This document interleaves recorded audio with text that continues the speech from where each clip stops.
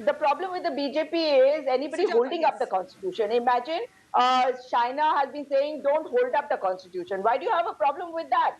The constitution is what this country will run by, and the constitution is what is supreme in this country. But the prime minister who used to say, Ek akela sab pe bhari, can he say that anymore? Because he's trying to bring everybody bari bari. But the bari bari is also actually leaving him, and that is why it is becoming difficult for him now. And the fact Okay, that okay, Sujata, the leaving the numbers have optics come down aside, from 303. leaving the optics aside, of carrying the constitution in their hands, what I want to ask you is also the fact that Rajnath Singh has reached out to the opposition allies and he's speaking about a consensus candidate. In fact, what we hear is that the deputy speaker's post could also go to the opposition. So this is a different, there is a different approach that the government is, sort of indulging in under Modi 3.0. Don't you want to welcome something like that? Because that clearly also means that Vasudha, the opposition has an opportunity to reinvent itself and also its parliamentary politics.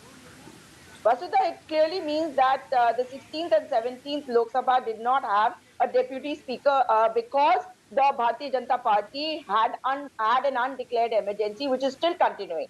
And the fact that we have managed to get the numbers which have brought the government under pressure, and especially Mr. Modi, clearly shows the reason why Mr. Rajnath Singh has been asked to talk to the opposition. At least they're trying to talk to the opposition. Otherwise, laws were being brought in through ordinances. This shows that the government is under pressure, and of course, they Okay. will not be able to run the government like they did earlier. And this undeclared emergency must go, and governments in state should not be brought down. Okay. That is also something that the government needs to promise the country.